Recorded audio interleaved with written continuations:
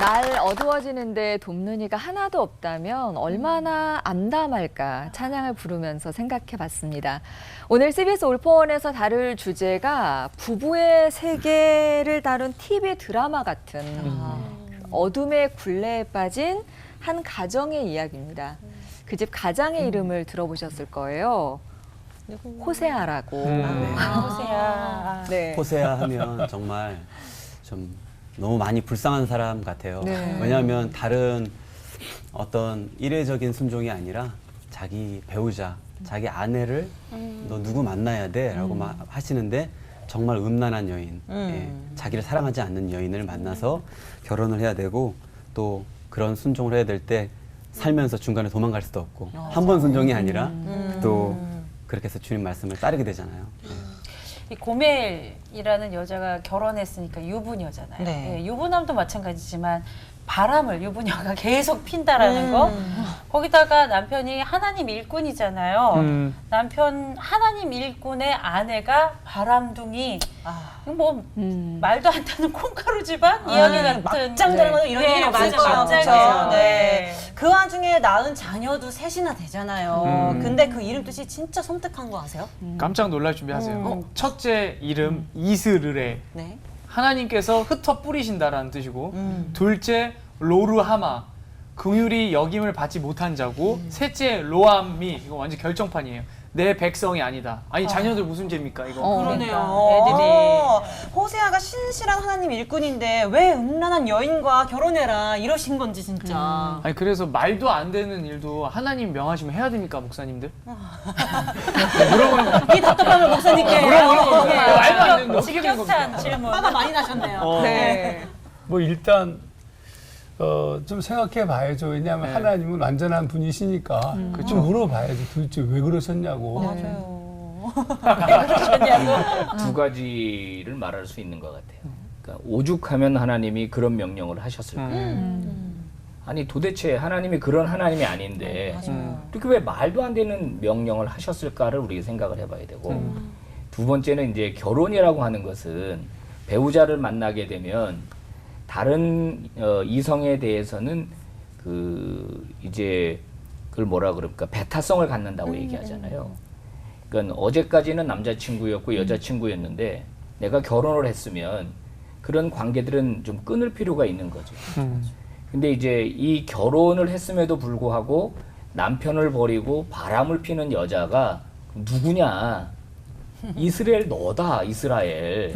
그걸 이제 말씀하고 싶으셨던 거 아니에요? 뭐 그런 겁니다. 예.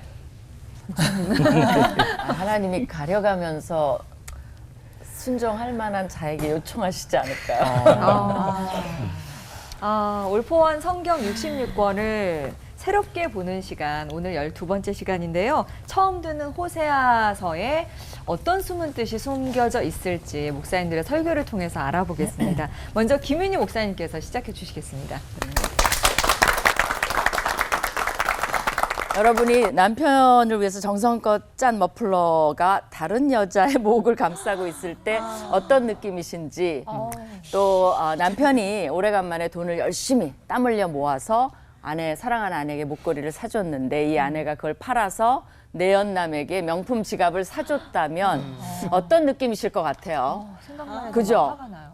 화가 나요. 저는 상상을 해봤는데 도저히 이게 머리가 하얘지고 이건 말이 안 되기 때문에 화도 안 나요. 그러니까 그 정도 되면 우리가 뭐 이혼한다 안 한다를 떠나서 관계가 끝난 거 아닐까요? 여러분 어떻게 가서 설득하시겠어요? 제발 돌아와. 그렇게 하시겠어요? 정말로 솔직히 막 용서하시겠어요?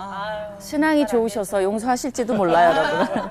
근데 이 모습이 그 당시에 이스라엘과 하나님과의 관계였습니다. 적어도 하나님이 느낀 감정이었어요. 근데 이거를 이제 호소하시는 거죠. 이런 말씀을 하세요. 곡식과 새 포도주와 기름은 내가 이스라엘에게 준 것이요. 그들이 바알을 위하여 쓴 은과 금도 내가 그걸 준 건데 그건 무슨 말이에요? 이 곡식과 포도 이 모든 것을 내가 줬는데 이스라엘 백성이 누가 줬다 그러냐면 바알이 줬다라고 얘기를 해요. 그리고 하나님이 주신 은금은 또 그 사랑하는 바알을 이렇게 바치는 데 치장하는 데 썼어요. 그러니까 이제 그것이 하나님의 심정이죠. 관계를 끝내야 되지 않아요? 이 정도 되면 아무리 하나님이라도 다시 한번 싹 쓸어버려야 되겠다라고 해야 되지 않을까? 약간 분하다 그러셨죠. 그러니까 이제 사실 그래야 되는데, 근데 이제 이때가 어느 시대냐면 남북이 갈라지면서 한 200년 정도 흘렀어요. 그러니까 이제 남과 북이 갈라짐이, 우리도 이제 세대가 벌써 70년이 넘어가고 뭐 이러니까 70년 정도 이게 이제 고착화되는 거죠. 근데 이제 이스라엘은 어떤 위기냐면 앞으로 아수르가 와서 이스라엘을 멸망시키기 전 30-40년 전이에요. 그러니까 이제 우리가 2020년이라 그러면 2050년, 뭐 60년 정도에는 우리나라가 망해요. 근데 우리는 아무것도 모르고 있는 거죠. 이스라엘도 아무것도 몰라요. 이제 그때 하나님이 망하지 않게 하기 위해서 극단적인 방법을 쓸 수밖에 없었어요. 호소하는 거예요. 돌아오라고. 이제 그 문을 여시는 것이 이제 호세아입니다. 왜냐하면 당시 이스라엘은 나라가 안정되어 있었어요. 경제적으로 풍요로웠어요. 그리고 영토 팽창 정책을 써서 여로보암 2세 때인데 영토가 확장되고 있었어요. 그러니까 백성들은 심판은 상상을 못하는 거죠. 우리가 영구히 갈 것이다 해서 이것이 바알이 해준 것이다 해서 바알을 열심히 섬기고 있었어요. 이럴 한때 하나님은 왜 이스라엘을 연연해 하시는지 저도 이해가 안 가요. 그러나 호세아서는 바로 하나님의 그런 신실한 사랑의 메시지입니다. 이스라엘은 전혀 신실하지 않았어요. 근데 하나님은 여전히 신실하십니다. 우리는 신실하지 않아요. 때로는. 여러분은 때로는이 붙어야 되는 것 같아요. 어떤 사람은 항상 신실하지 않아요. 근데 하나님은 항상 변함없이 신실하세요. 이스라엘 자손이 다른 신을 섬기고 건포도 과자를 즐길지라도, 왜 그래요? 바알 우상 숭배할 때 나오는 과자가 건포도 과자예요. 우리도 왜 조상에게 절하고 먹잖아요. 그것을 즐길지라도, 저는 이게 너무 가슴에 절절히 와닿았어요. 그럴지라도 여호와가 그들을 사랑하나니라고 나와요. 왜 이러세요? 근데 사랑하세요. 호세아, 너는 가서 타인의 사랑을 받아 음녀가 된 그 여자를 사랑해라. 그게 명령이에요. 난 사랑해. 그러니까 너도 그 음녀, 네 안에 방탕한 여자를 사랑해 다오. 그리고 내 심정을 느껴봐 다오라는 것이 이 메시지입니다. 그래서 이제 호세아는 삶의 경험에서 나왔기 때문에 그것이, 그리고 사람들도 다 봤잖아요. 어떻게 호세아가 하는지. 그러니까 그 메시지와 호세아의 삶과 그것이 다 사람들에게 전달되는 거죠. 문제는 돌아오는가. 그게 이제 문제인 거죠. 그러면서 하나님 뭐라 하냐면 그들은 애굽 땅으로 되돌아가지 못하겠거늘. 이건 출애굽이니까 글로 돌아갈 수는 없죠. 그러면서 또 뭐라 그러냐면 근데 내게 오기를 싫어하니, 그럼 나한테도 오지 않고 아수르한테도, 아니 저쪽 그 애굽 땅에도 가지 않고, 그럼 어떻게 해요? 아수르 사람이 그 임금이 될 것이라. 그래서 글로 넘겨버리겠다는 거야. 네가 좋아하는 사람 남편 찾아가, 그런 거죠. 그러면서 하나님의 감정을 가장 강력하게 표현한 구절이 다음에 나와요. 에브라임이여, 이건 이스라엘을 말이에요. 이스라엘이여, 내가 어찌 너를 놓겠느냐. 이스라엘이여, 내가 어찌 너를 버리겠느냐. 내가 어찌 너를 아드마같이 놓겠느냐. 어찌 스보임같이 두겠느냐. 아드마 스보임은요, 소돔 고모라랑 같이 망한 도시 이름이에요. 그러니까 내가 어찌 너희를 그렇게 멸망시키겠느냐. 내 마음이 내 속에서 돌이키어, 하나님, 이스라엘이 후회를 하고 회개를 해야 되는데 하나님이 먼저 돌이키세요. 그렇게 해서 나의 긍휼이 온전히 불붙듯 하는도다. 이것이 여호와의 사랑입니다. 그러니까 하나님 왜 그러세요? 그놈의 사랑 때문에. 그죠? 그것이 이제 하나님의 헌신적, 인내적 사랑의 진수입니다. 여러분에게도 여호와께서 돌아오라고 언제든지 초대를 하고 계십니다. 징한 사랑이에요. 하나님의 사랑은. 그렇게 쉽게 포기하지 않아요. 우리처럼 분노하세요. 그러나 오픈 도어, 그죠? 손을 벌리시고 돌아오라고 얘기합니다. 근데 우리가 정 안 돌아오면 아수르에 우리도 그래 다른 사람 찾아가 하실 수도 있어요. 그래서 호세아는 지혜와 총명이 있는 자는 깨달으라고 막판에 말하고 있어요. 그래서 우리도 이 말씀을 잘 깨닫게 되기를 축원합니다. 기도하겠습니다. 하나님, 호세아라는 귀한 선지자의 삶의 희생을 통해서 여호와의 사랑이 어떤 것인지 정말 막장 드라마를 통해서라도 유치하지만 그러나 깊이 있는 그 사랑을 가르쳐 주시니 감사드립니다. 우리는 남편에게 그렇게 못합니다.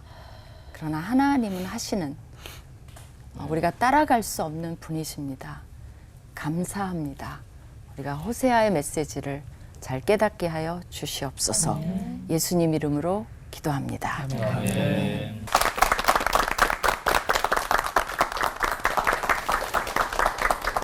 우리 목사님께서 말씀하신 것처럼 왜 그러면 이스라엘이 하나님을 떠나고 다른 신을 섬기는 것일까? 이게 상당히 문제예요. 근데 이제 인과관계가 있을지 모르겠지만 가장 큰 문제는 이스라엘의 번영과 관계가 있어요. 잘 먹고 잘 살게 됐어요. 너무 부유해진 거예요. 이게 부유함이 범죄의 원인이라는 거죠. 호세아 4장 7절 말씀에 그들은 번성할수록 내게 범죄하니 내가 그들의 영화를 변하여 욕이 되게 하리라. 아니 왜 부유해지고 영광을 얻고 권력을 갖고 세상에서 유명해지면 왜 범죄하고 하나님을 멀리 떠나가는 말이죠. 우리가 이제 이거 먼저 다짐해야 돼요. 우리가 아무리 잘 되면 더 잘 주님 섬겨야 돼요. 우리가 더 많은 권력과 힘을 갖게 되면 그것을 온전히 주를 위해 사용해야 돼요. 이 거꾸로야. 가난하고 힘들고 병들고 갖고 있지 못할 때는 우리를 축복해 주시면 뭐 이것도 하겠다. 이거 하지 마세요. 그런 거. 번성할수록 범죄한다. 이건 우리가 매우 깊이 염두에 둬야 될 부분입니다. 호세아 예언의 핵심은 바로 번성한 것이 범죄였다는 겁니다. 그러니까 늘 기억해야 될 것이 풍요나 번영을 함부로 하나님의 축복이라고 막 얘기하면 안 돼요.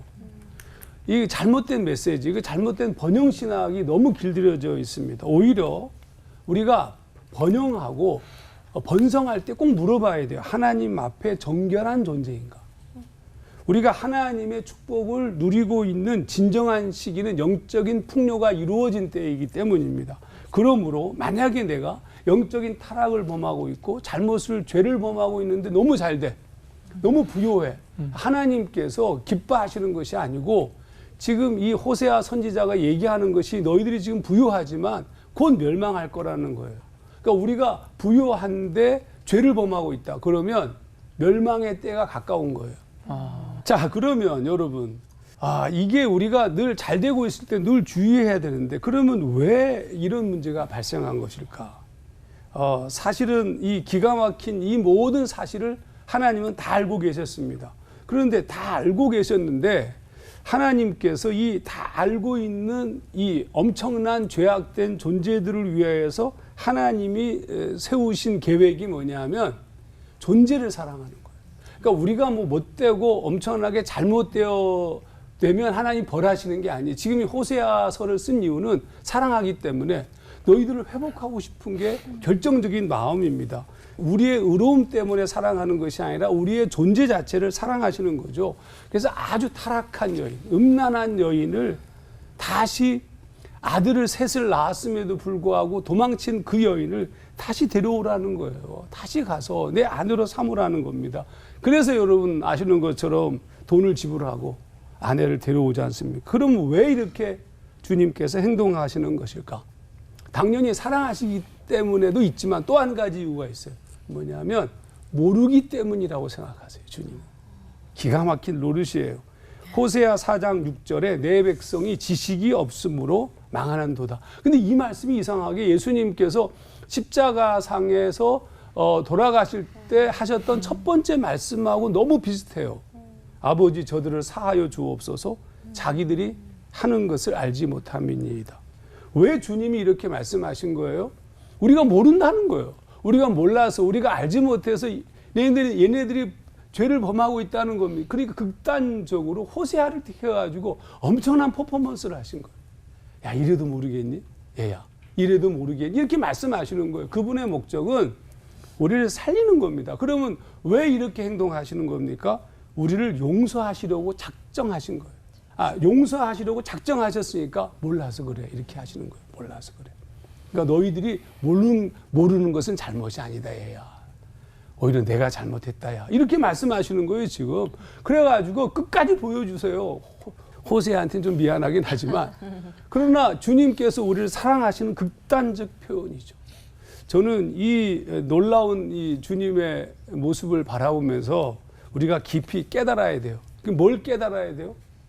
알면 돼요. 그래서 호세아의 마지막 메시지는 이거예요. 야, 알자.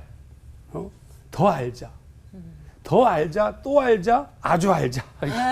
호세아 4장 6절, 내 백성이 지식이 없으므로 망하는도다. 오라 우리가 여호와께로 돌아가자. 6장 3절, 그러므로 우리가 여호와를 알자. 힘써 여호와를 알자. 우리에게 남은 것은 이제 그분을 알기를 추구하는 것만 남아 있습니다. 그리고 그분께로 알면 무슨 일이 벌어져요? 돌아갈 수 있잖아요. 그래서 하나님이 이 엄청난 상상할 수 없는 사건들을 통하여서 우리에게 알리고자 하신 겁니다. 저는 호세아가 행복했다고 생각하는 사람입니다. 왜냐하면 하나님의 마음을, 내가 고통스럽고 힘들지만 하나님의 마음을 알려줄 수 있어서 행복하고, 두 번째, 멋있잖아요, 순애보. 아니 이렇게 못된 여편네지만 끝까지 사랑하는 거. 이런 사람 한 명쯤은 있어야 되잖아요. 응? 우리도 그렇게 사랑해야 되잖아요. 그렇죠? 이 놀라운 이 메시지를 놓치지 않았으면 좋겠습니다. 기도하겠습니다. 하나님 아버지 은혜와 사랑을 진심으로 감사드립니다. 우리가 여기 이렇게 서 있는 것은 우리가 뭐 잘나서 우리가 뭘 가져서 우리가 무엇을 이루어서가 아니라 오로지 주님이 우리를 사랑하시기 때문입니다. 하나님 이제 좀 정신 차리고 깨닫고 주님의 귀한 사람들로 살도록 우리를 인도하여 주시옵소서. 아멘. 예수님 이름으로 기도하옵나이다. 아멘. 아멘.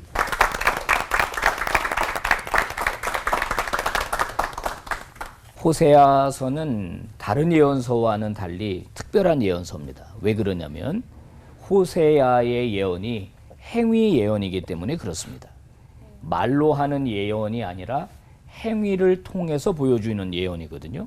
그러니까 그동안 하나님이 예언자를 통해서 수도 없이 말씀하셨는데 말을 안 들으니까 이런 방법을 한번 사용해 보시는 거예요. 그러니까 우리가 호세아만 불쌍하다고 여길 게 아니라 이렇게까지 하시는 하나님의 심정을 헤아릴 수 있어야 되죠. 자, 음란한 여인이랑 결혼했습니다. 이 여자는 음란하기 때문에 분명히 바람필 거예요. 그걸 알아요. 근데도 결혼해요. 역시 바람피죠? 그럼 사람들이 그럴 거예요. 왜 저 여자랑 결혼했어요? 그러면 이제 호세아가 예언하죠. 하나님이 우리랑 결혼했어. 저 여자 바람피고 가지. 지금 너희들이 그러고 있는 거야. 이렇게 충격적인 요법을 사용하시는 예언서이기 때문에 호세아 예언서는 굉장히 특별한 예언서입니다. 앞에서 두 분의 목사님이 잘 말씀해 주셨다시피 호세아에는 하나님의 그 절절한 사랑이 담겨 있어요. 그래도 사랑하시는 하나님, 그래도 버리시지 않는 하나님, 그 하나님의 마음이 잘 담겨져 있습니다. 저는 이제 거기에 초점을 맞추는 것이 아니라 그러면 왜 북이스라엘이 이런 지경이 될 수밖에 없었는가, 이제 이 부분에 대해서 초점을 맞춰 보려고 합니다. 자, 우리가 예수 그리스도를 구주로 영접하게 되면 놀라운 복을 받게 되죠. 그것은 하나님의 자녀가 되는 복입니다. 하나님을 아버지라고 부를 수 있게 되는 거죠. 그리고 이 땅에 사는 동안 하나님이 우리와 함께 해주시고 이 세상을 떠나게 되면 영원한 하나님의 나라에 가게 됩니다. 이것은 예수를 구주로 고백하고 우리에게 임하게 되는 놀라운 복이거든요. 근데 이걸로 끝나는 게 아니라 예수를 영접하고 난 다음에 그 다음 스텝이 있어요. 그게 뭐냐면 하나님이 어떤 분이신지를 알아가야 돼요. 하나님이 어떤 분이신지 모르면요, 예배가 지루해요. 찬양이 지루해요. 아주 죽어요. 허벅지를 찍는다고 막. 하나님을 잘 모르면요, 신앙생활, 예배생활 힘들어요. 뿐만 아니라 어떤 잘못을 범하게 되느냐, 마치 예수를 영접하기 전에 사울처럼 돼요. 사울은 하나님에게 영광이 될 거라고 생각하고 예수 믿는 사람 핍박했거든요. 그건 하나님을 잘못 알았기 때문이에요. 하나님을 잘못 아니까 하나님에게 욕을 돌리는 일을 하나님을 기뻐하시는 일로 착각하고 하는 거예요. 반대도 얼마든지 일어날 수 있지 않겠어요? 이스라엘이 왜 망했습니까? 하나님을 제대로 알지 못해서 망했어요. 하나님이 자기들을 얼마나 사랑하는지 몰랐기 때문에 망했어요. 진짜 복은 하나님이 주시는데 바알과 아세라가 준다고 생각했기 때문에 망한 거예요. 하나님을 알지 못하면 이런 참혹한 결과가 일어나는 겁니다. 여러분은 하나님을 얼마나 알고 계세요? 얼마나 알아가고 계세요? 예수를 처음 믿고 지금까지 얼마나 신앙생활 하셨는지 모르지만 그게 10년이면 20년이면 평생이면 그만큼 하나님을 아는 지식으로 넘쳐야 돼요. 근데 이 알다라고 하는 단어가 야다라고 하는 단어라고 이야기하거든요. 히브리어로. 이거는 객관적으로 지식적으로 아는 게 아니라 경험을 통해서 아는 알미예요. 그래서 나는 성경에 남자를 모른다 어느 여자를 가리켜서 그거는 남자가 누군지 모른다는 뜻이 아니라 그 남자와 잠자리를 하고 실제적으로 살아냄으로써 알게 되는 지식이 없다는 것을 말하는 거거든요. 자, 호세아는 반복적으로 뭐라고 말하느냐? 내 백성이 망한다. 지식이 없어서 망한다. 그러니까 하나님이 어떻게 하신다? 너희를 버리겠다. 이렇게 4장 6절에서 말씀하고 있어요. 하나님을 얼마나 알게 하느냐, 이게 중요하다라고 하는 거예요. 그럼 하나님을 어떻게 알 수 있을까요? 성경을 보는 겁니다. 성경을 보면 하나님이 뭘 좋아하시는지, 뭘 싫어하시는지, 무엇을 원하시는지가 잘 나타나 있어요. 그런데 안 읽는 거예요. 어떤 분은 두툼한 성경을 사가지고 야, 잠잘 때 베고 자기 참 좋다 그러면서 머리에 베고 자면 내 속에 다 들어온다 뭐 이런 사람도 있어요. 성경을 읽지 않아요. 그래서 수많은 사람들이 영적 거식증에 걸려서 삐쩍삐쩍 말라가는 거예요. 교회는 다니는데 하나님을 몰라요. 예수를 믿는데 하나님을 몰라요. 그러니 신앙생활이 자기 마음대로예요. 자기가 좋게 생각하는 것 하나님이 기뻐하실 거라고 생각해요. 이게 우리의 문제다라고 하는 겁니다. 신명기 마지막 부분에서 하나님은 모세에게 이런 명령을 합니다. 너희가 가나안 땅에 들어가거든 매 7년 면제년마다 말귀를 알아들을 만한 사람들을 다 모아서 하나님의 말씀을 낭독해 줘라. 제가 성경을 아무리 뒤져봐도 하나님의 말씀을 낭독해 줬다는 사람을 본 적이 없어요. 요시야 왕 때 율법책을 처음 발견할 정도니까 이런 아이러니가 어디 있어요. 율법책을 처음 들었어요. 그때 남녀 다 요시야 왕 때 아무도 하나님 말씀을 읽어주지 않았어요. 그래서 이스라엘이 망한 겁니다. 여러분 우리가 이런 우를 범할 수 있어요. 하나님을 알아가는 것, 그것이 예수를 잘 믿는 길입니다. 신앙생활 잘하는 길입니다. 오늘부터 당장 성경을 펼치십시오. 그리고 성경을 통해서 하나님이 어떤 분이신지 알아가실 때 여러분의 신앙생활에 큰 은혜가 임할 줄 믿습니다. 아멘. 기도하겠습니다. 하나님 아버지 감사합니다. 하나님을 아는 것이 불가능하지만 하나님은 이미 성경을 통하여 자연 만물을 통하여 우리에게 하나님 자신을 계시해 주셨습니다. 하나님의 백성임에도 하나님의 자녀임에도 하나님을 알고 싶어 하지 않았고 아는 기쁨이 무엇인지 모른 채로 살아왔던 저희들입니다. 호세아를 통하여 주시는 교훈, 호세아를 통하여 주시는 말씀 가슴 깊이 새기고 하나님을 더 기쁘시게 하는 자들 다 되게 하여 주시옵소서. 아멘. 예수님 이름으로 기도 올립니다. 아멘. 아멘.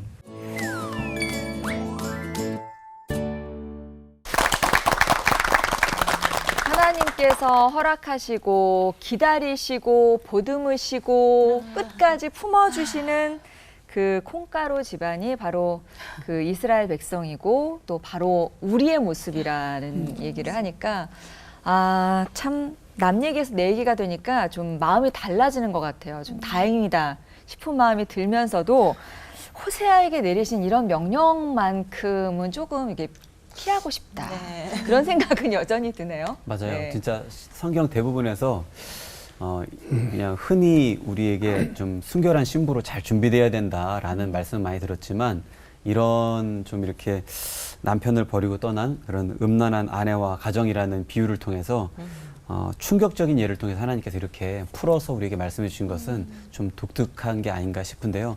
오늘 목사님 말씀들을 통해서 너무나 잘 알게 됐지만 한번 이렇게 좀 편한 마음으로 한 번 더 그 부분에서 풀어서 정리해서 말씀해 주시면 좀 더 좋을 것 같아요. 네. 이런 가정 또 이런 여인을 사용하신 이유가 무엇일지. 그러니까 왜 그렇게 했냐 그렇게 딱 답을 주면 그 이제 하나님이 이제 여러 가지 비유를 사용하시는데 언약 관계라는 말을 쓰잖아요. 하나님과 이스라엘 관계가. 그러니까 그 언약은 파기될 수 없는 건데 그러니까 하나님과 이스라엘이 남편과 아내 사이로 비유를 한 거죠. 어떨 때는 아들로도 비유를 해요.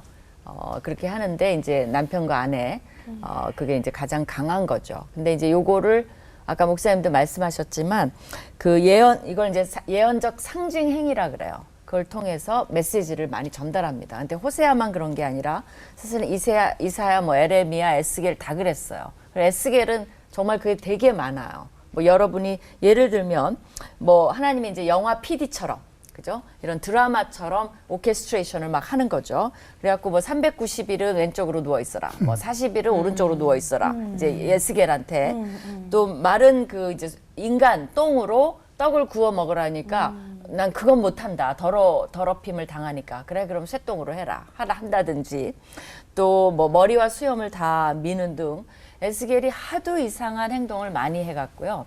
그 학자들이 에스겔의 사이코 그 심리를 연구한 책도 굉장히 많아요. 그럴 정도로 이제 상징 행위를 사용하시는 거죠. 그렇다면 이게 딱 호세아의 결혼 생활이라서 그렇지 연장선에서 보면 하나님이 흔히 사용하시는 상징 행위를 통해서 메시지를 전달하는 거예요. 근데 그 삶에 영향을 미치기 때문에 여러분이 더 충격을 받는 거죠. 그러니까 이제 그만큼 효과적이죠. 왜냐하면 여러분 호세아는 1장에서 3장 얘기가 호세아 얘기고요. 나머지는 메시지예요. 근데 나머지 메시지 기억하시는 분 별로 있어요? 관심 없어요. 4장부터 관심 없어요. 1장, 3장만 관심이 있어요. 고멜 얘기만 잔뜩 해요. 그것도 애들 얘기도 별로 안 해요. 아까는 하셨는데 고멜 얘기만 연구도 많이 해요. 그만큼 효과적이라는 거죠. 메시지를 전달하는 데 있어서. 그래서 사용하신 게 아닐까. 함석헌 선생이 자신의 길을 뭐라고 표현했냐면 하나님의 발길에 채여서 운명적으로 걸어온 길 이렇게 표현을 했어요. 그 함석헌 선생의 그 글을 읽으면서 안병무 박사가 역사와 해석이라는 책에서 예언자들을 이렇게 인용했습니다. 하나님의 발길에 채여서 다니는 사람.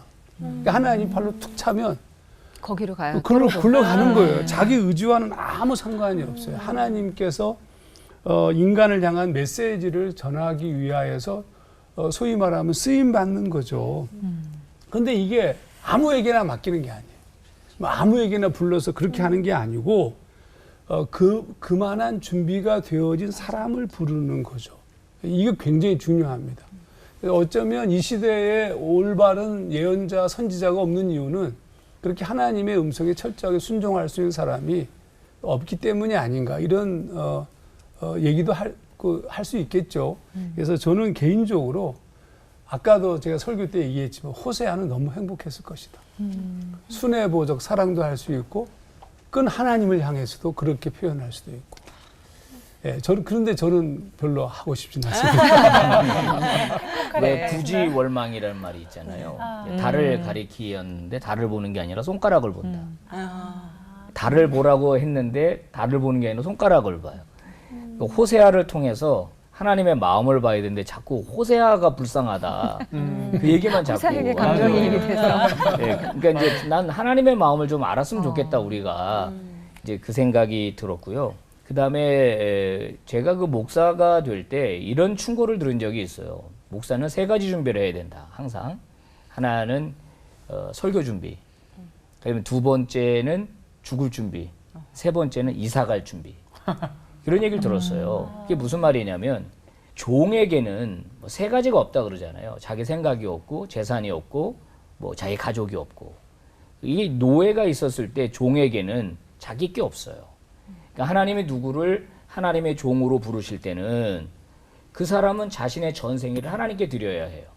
그래서 하나님이 말씀하시면 말씀하는 대로 순종할 수밖에 없다. 그게 이제 호세아의 삶인데 저도 하 목사님처럼 안 하고 싶다. 네, 그러니까 하나님의 마음 좀 헤아리자. 호세아 마음만 헤아리지 말고 하나님 마음 좀 헤아리자. 그리고 호세아를 통해서 주시려는 메시지에 더 주목하자. 그 얘기를 좀 하고 싶어요. 가정이 허물어질 때보다 더 큰 상처는 없겠다라는 생각을 하게 되는데 누구보다 아파하면서 그 힘들었을 호세아를 보기 전에 호세아보다 더 절절하게 아파하셨을 하나님의 마음을 우리가 좀 느꼈으면 좋겠다는 생각이 들고요. 근데 죄사함과 회복이라는 게 이렇게 바로 일어나는 건 아니잖아요. 그랬다면 하나님께서도 이렇게 강수를 두시지도 않았겠다라는 생각도 들어요. 맞아요. 그래서 오늘도 준비를 했습니다. 몰라도 너무 모르는 하나님 아버지의 마음을 힘써 알기 위한 질문 타임. 먼저 우리 하정환 목사님께 질문을 드리겠습니다. 오늘 자꾸 고멜고멜 얘기 많이 나왔는데 고멜 질문 한번 갑니다. 호세아와 결혼해서 아이 3가지 낳고 잘 사는가 싶었습니다. 그러다가 기가 막히네요. 바람이 또 났어요. 바람이 나가지고 또 남편이 돈 가져가서 또 빼올 정도예요. 저 같으면 이런 여인과 못 삽니다. 확 그냥 막 손도 올라가고 뭐 화가 막 나고 이랬을 것 같은데 근데 그런 고멜이 또 바로 우리의 모습이라는 부분도 있으니까 그래서 여기서 질문은 저는 고멜 같은 죄인은 아닌 것 같아요. 저는 아닌 것 같은데 이 부분에 대해서 우리가 어떻게 생각해야 되는지 그리고 어떻게 말씀을 해주실 건지를 좀 알려주시면은 제가 한번 잘 듣고 한번 해보겠습니다. 고멜과 같지 않다. 네. 이렇게 얘기하셨죠. 네. 잘하셨어요. 그러니까 이 얘기는 레온 형제한테는 전혀 안 맞는 얘기예요. 그러니까 그냥 그걸로 끝나면 돼요. 예, 알겠습니다. 해당되지 않으심에 대해서 기뻐하셔야 돼요. 아니, 내가 정말 고멜과 같지 않다. 얼마나 좋아요. 감사하네요, 진짜. 와, 난 너무 행복해. 이 부분에 있어서. 그러니까 이 사건이 말하고 있는 그럼 아무 상관이 없는가? 그게 아니고 이 사건이 말하고 있는 내용은 알아야 돼요. 도대체 의미가 뭘까? 우선 정확하게 이미 두 분 목사님 말씀하신 것처럼 이스라엘의 모습을 빗대어 말씀하신 거예요. 고멜이 네. 하나님의 뜻을 쫓지 않고 하나님을 떠나 자신의 편의대로 자기 마음대로 모든 걸 결정한 겁니다. 그래서 그것의 결론이 엄청난 타락이잖아요. 네. 그런데 그런 모습을 사랑하신다는 거예요. 이게 핵심적 메시지입니다. 그래서 네온 형제가 똑같은 죄를 지을 수가 없어요. 잘 모르겠지만 그럴 것 같아요. 이건 너무 감사한 일이죠. 그러나 이 메시지는 이 말할 수 없는 죄를 혹여 범하더라도 하나님이 사랑하신다는 거예요. 그러니까 지금의 모습보다 훨씬 타락하고 뭐 사람들이 뭐 조목사 부르는 것과 완전 이상한 존재가 되더라도 하나님께서 사랑하시는 사랑은 전혀 훼손되지 않는다. 이게 얼마나 기가 막힌 거예요. 그러니까 우리가 고멜을 통하여서 하나님의 사랑을 우리가 느낄 수 있는 거죠. 우리가 이 땅 위에서 그러므로 마음껏 살자가 아니라 이토록 사랑하시는 주님을 위해서 내가 더 잘 살자. 이렇게 결단하시면 되는 거죠. 근데 저는 김유희 목사님께 질문을 좀 드리고 싶어요. 이렇게까지 하나님이 또 고멜을 사랑하는 호세아의 마음을 몰라도 너무 모르는 것 같은데 고멜은 저 같아도 뭐 이런 상황에서는 제가 호세아여도 당장 이혼이다 이렇게 생각을 할 것 같은데 호세아는 또다시 고멜을 아내로 엄마로 받아들이잖아요. 이걸 보면서 아니 하나님께서 우리를 돌이키시기 위해서 애쓰시는 걸 몰라도 우리가 얼마나 모르고 있는 건가라는 그런 의구심이 좀 들어요. 좀 얘기해 주시면 좋을 것 같아요. 몰라도 많이 모르는 것 같아요. 너무 몰라요. 너무 몰라요. 예. 근데 이 질문을 받고 저도 너무 고민을 많이 했는데 여러분이 어떻게 하나님을 믿게 됐나를 생각해 보셨어요? 그러니까 이제 누군가의 메시지를 듣고 그러니까 누군가에 의해서 저는 그 사건이 가장 근데 그걸 돌아보는 시간이 별로 없고 내가 믿었다고 생각하거든요. 근데 누군가 나를 믿음으로 인도한 사람에 대해서는 많이 생각을 안 해보는 것 같아요. 근데 이제 이 삶을 보면 이렇게 하나님이 그러니까 막 이렇게 엮어갖고 내가 이제 믿게도 되고 나도 모르는 사이에 도움도 주고 그런 것들이 많이 일어나는 것 같아요. 이제 제가 과거에 이제 선교사로 간 적이 있는데 그 선교지로 갔어요. 전 선교사로 가고 싶지 않았는데 80년대 세계복음화 대성회 할 때 선교사로 갈 사람 일어나라. 뭔지도 모르고 대학교 때인데 막 일어나 버린 거예요. 그래서 나중에 거기 이제 졸업을 하고 이제 내가 박사학위 마치고 어디를 가야 되냐 할 때 그걸 하나님이 딱 발목 잡아서 선교사로 보냈는데 그게 저 삶에 있어서 가장 소중한 시간이었어요. 그건 몰랐어요, 정말로.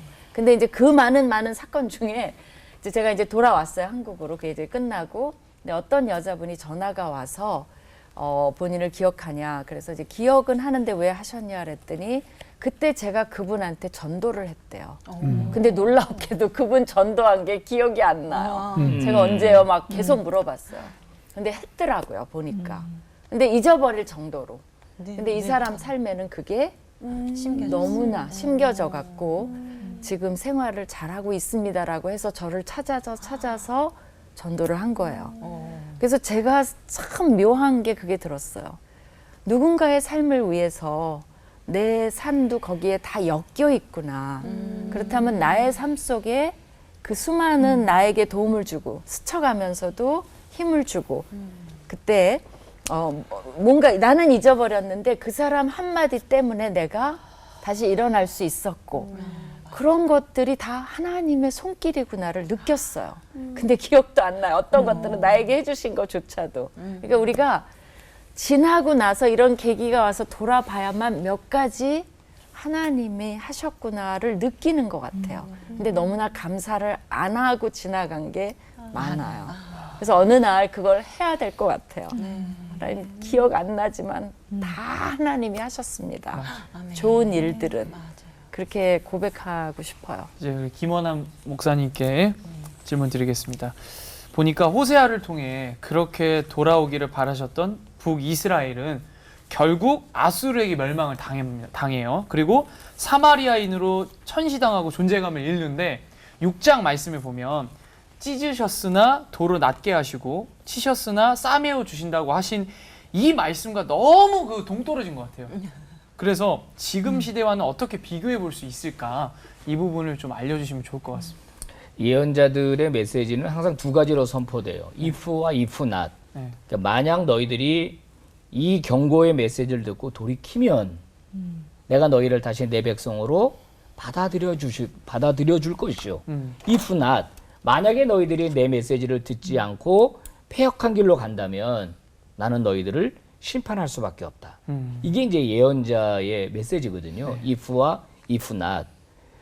자, 그러니까 아무리 너희들이 지금 그 우상을 숭배하고 음란한 여인을 이제 결혼하고 바람핀 고멜과 같이 너희들이 네. 나를 떠나서 우상을 숭배하고 한다고 할지라도 너희들이 돌이킨다면 다시 너희는 내 백성, 내 아내 될 것이다. 그러나 그렇지 않으면 너희들은 심판받을 수밖에 없다. 근데 나는 너희들을 쳤어도 다시 싸매어주는 하나님이다. 그러니까 이건 동떨어진 게 아니라 이것은 하나님의 사랑을 우리에게 이제 말해주는 거거든요. 그러니까 오늘날로 비교한다면 똑같아요. 하나님은 지금도 하나님의 종들을 통하여 성경을 통하여 계속 말씀하시거든요. 계속 경고하세요. 일종의 돌이키라는 거예요, 지금. 잘못된 길로 가고 있다면 돌이키라는 거예요. 계약과 언약은 다르죠. 언약적 관계라고 할 때 하나님이 그걸 쉽게 가르쳐 주기 위해서 이 결혼을 이야기하거든요. 남편과 아내.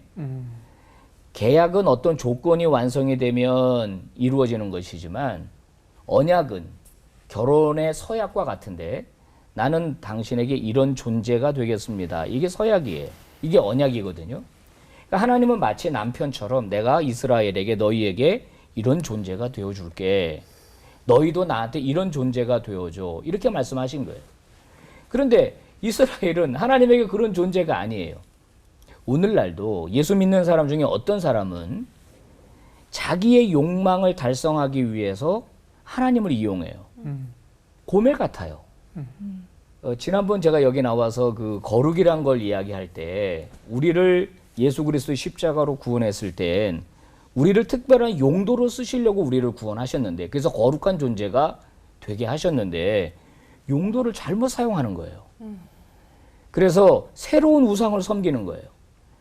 뭐 절에 가서 절하지는 않는데 돈, 물질, 명예, 지위 이런 수많은 우상들을 섬기기 위해서 하나님의 도움을 필요로 하는 거죠. 하나님 뜻 나 별로 알고 싶지 않아요. 내가 하고 싶은 거 하게 해주세요. 돈 많이 벌게 해주세요. 저 자리에 올라가게 해주세요. 하나님 뜻은 내가 관계없어요. 이렇게 하나님을 대하는 현대 그리스도인들이 있으니까 오늘 이 호세아서의 메시지는 오늘 우리에게 너무나 유효하다. 예, 저는 그렇게 생각해요. 네. 다른 사람의 이야기가 아니라 그 고멜이 나고 우리의 모습이다라고 생각한다면 굉장히 정신이 번뜩 드는 그런 이야기인데요. 근데 사실 우리도 고멜처럼 그 순애보적인 호세아를 두고 눈치 없이 다른 데로 눈을 돌리고 하나님 마음을 아프게 해드린 적이 정말 많았구나라는 생각을 또 하게 됩니다. 제가 자주 하는 말, 이거는 못 참아라는 말을 많이 했는데, 네. 근데 늘 보면 정말 하나님 오래 참고 또 참으시는구나. 이것까지 어떻게 용서해 주실 수 있지? 라는 생각을 또 오늘 더 많이 하게 됐어요. 너무 크고 넓고 상상을 뛰어넘는 하나님의 사랑을 저는 갈수록 알 수가 없다라고 고백을 많이 할 만큼 너무 그 큰 사랑을 또 많이 느끼게 되는 시간인데, 목사님들 또 간접적으로 성도분들에게 이렇게 큰 참고 오래 넓게 품어주시는 사랑을 경험하신 것들 경험 있으시면 소개해 주시면 좋을 것 같아요. 일단 목사님부터, 저는 네. 제가 목사 안수 받았을 때가 생각이 나요. 저는 아주 어린 시절에 예수를 믿어서 교회를 한 번도 빠진 적이 없을 정도로 열심히 신앙생활을 했는데, 대학 졸업하고 군대 갔다 와서 회사 다니고 하면서 좀 양다리 권법이라 그럴까? 양다리 권법. 이 전형적인 양다리 형제. 예, 한쪽 발은 세상에 한쪽 발은 교회. 성가대도 열심히 했고 교학교 교사도 열심히 했지만 세상 일도 너무 열심히. 그랬던 이제 제가 시간이 좀 지나서 하나님의 콜링을 받고 하나님의 종이 되기로 결심하고 드디어 목사 안수를 받을 때 난 얼마나 울었는지 몰라요. 그러니까 하나님, 저 같은 거를 하나님이 종으로 세우시나요? 이렇게 저를 버리지 않고 끝까지 사랑하셨나요? 하나님이 그때 치셨어도 나 할 말 없었을 텐데, 그때 나를 버리셨어도 유기하셨어도 나 하나님에게 대들 수 있는 것이 하나도 없을 정도로 내가 철저하게 이중적으로 살았는데, 하나님 그런 저를 하나님의 종으로 불러주셨나요? 그게 저는 너무 그 사랑이 감사해서 하여튼간 이제 이 무릎을 꿇고 머리를 숙였는데, 이제 뒤에 목사님들이 손을 얹고 안수를 하는데 얼마나 울었는지. 저는 제가 그 목사 안수 받았을 때가 너무 생각나요. 하나님 사랑이 너무 절절하게. 그게 지금도 계속 소환이 돼요. 계속 소환이 돼요. 네. 그런 경험. 네. 그 마음을 지금도 계속해서 잊지 지금도 않고 눈물 나요. 눈물이만 나려고 하시네요. 네. 저는 뭐 이렇게 고등학교 2학년 때 예수님을 영접했으니까 또 술 중독자 아버지 또 뭐 오랜 시간 동안 우리 어머니와 아버지가 별거하셨기 때문에 또 불신자 집안에 하나님과 전혀 상관이 없죠. 그러면 무슨 일이 벌어지냐면 이게 이제 사회의 문제인데, 그러면 그 아버지, 어머니 그 삶의 라이프 스타일이 그 아이에게 그냥 다 전해져요. 그러니까 내가 그런 삶을 사는 거예요. 이 세상에 이게 뭐 모태신앙, 우리 애들이 모태신앙, 근데 뭐 못해요. 야, 그래도 모태신앙이 좋은 거예요. 왜냐하면 기본적으로 그 안에 씨가 심겨져 있잖아요. 근데 저는 이게 예수를 믿는 게 너무 힘들었어요. 왜냐하면 그러니까 처음부터 아예 믿는데 이중적이에요. 내가 예수를 믿지만 삶 자체는 전혀 예수와 관계없다니까요. 근데 점점 신앙이 지나가면서 뭐 학생회장도 하고 무슨 뭐 청년회장도 하고 신학생도 되고, 근데 제 삶은 이건 뭐 삶의 괴리. 그러니까 내가 마음은 원이로도 육신이 약하도다. 너무 좋아해요. 완전 나를 위한 말씀이에요. 원하는 바 선언치 아니하고 원치 아니하는 바 악을 행하는도다. 이거 완전히 바울 얘기도, 바울과 베드로 얘기는 완전 제 얘기예요. 너무 행복한 거죠. 근데 안 변해요, 이게. 그러니까 이 괴리가 너무 괴로운 거예요. 그러면서 이제 계속 죄책감이 생기죠. 과연 이런 나를 하나님이 쓰실까? 그러면서 이제 포기하지 않고 계속 버텨온 거예요. 그 과정에 제 아내를 만나고, 누구를 만난다는 것도 중요하고, 삶은 여러 가지 여건 속에서. 근데 제가 깨달은 게 한 가지가 있어요. 그게 뭐냐면 오래 기다리시는 거예요. 하나님은 세상에 어떤 스탠다드한 어떤 기준이 있어가지고 이 기준으로 사람들을 평가하지 않아요. 하나님은 흐물흐물 하셔서 사람마다 다른 기준을 갖고 계셔요. 베드로에게는 베드로, 바울, 하종안에게는 하종안의 기준. 하나님이 하신 말씀은 호세아가 고멜도 마찬가지예요. 그냥 기다리시는 거예요. 빨리 돌아가면 돼요. 지금 제가 그걸 깨닫게 됐죠. 시간이 지나면서 한 50대 중후반부터 깨닫기 시작했어요. 그리고 내가 이 믿음으로 이길 수 있는 힘도 생기기 시작했어요. 너무 행복한 거죠. 그래서 디모데에게 얘기했던 바울의 얘기가 너무 마음에 다가와요. 제가 우리 청년들 보고 이렇게 얘기합니다. 너는 그리스도 예수의 좋은 군사로 나와 함께 고난을 받으라. 야, 고난을 받는 거 이거 멋있다, 얘야. 예. 하나님께서 이제 호세아의 삶을 사용을 하셔서 메시지를 전했잖아요. 왜 하나님 직접 좀 와서 이놈들아 라고 얘기를 하시지, 사람을 사용하시잖아요. 이제 그런 것처럼 사실은 우리도 하나님이 사용을 하시죠. 그러니까 우리 삶도 하나님의 메시지예요. 그러니까 저는 이걸 묵상하면서 제일 좀 다가왔던 게, 내가 전한, 다른 사람에게 전한 메시지는 뭘까? 그죠? 우리가 다 메시지가 있는, 스토리가 있잖아요, 삶에. 그게 굉장히 고민을 정말 하고 있어요. 나이가 들어가니까. 일찍 좀 하면 더 좋아요. 그래야 그 스토리가 이렇게 감명을 주는 스토리인지, 다 인상을 찌그리게 하는 스토리인지가 되게 막 진짜 고민이 돼요. 나의 드라마는 뭘까? 근데 이제 제가 그렇게 되면 하나님이 사람을 사용하시는데, 최근에 이제 제가 들은 것 중에서 그 소록도에서 40년간 한센인들을 위해서 봉사하다가 이제 고향 오스트리아로 돌아간 두 수녀님들이 계세요. 수녀 할매, 마리안느와 마가렛. 근데 그분들이 소록도에 와서, 그러니까 이것이 이거 10년이 지나서 이거를 유엔의 이제 그 평화상 그런 것들로 얘기가 안 됐다면 여러분 그분들을 아무도 몰랐을 거예요. 그죠? 묻혀지는 삶인데 그분들의 스토리는 어마어마한 메시지를 준 거죠.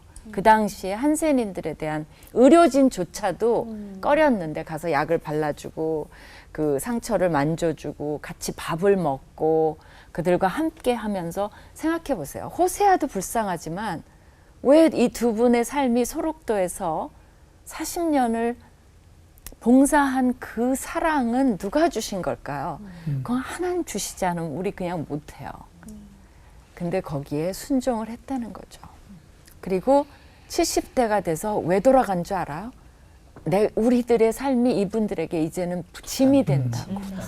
저는 거기에 무너졌어요. 아니, 그렇게 되면 이제 우리가 했으니까 좀 잘해봐, 우리 좀 돌봐줘, 이래 해도 되잖아요. 근데 그것 때문에 또 고향에 가면 40년이 지나고 누가 있어요? 아무것도 없잖아요. 뭐 부동산을 사놨겠어요? 투자를 해놨겠어요?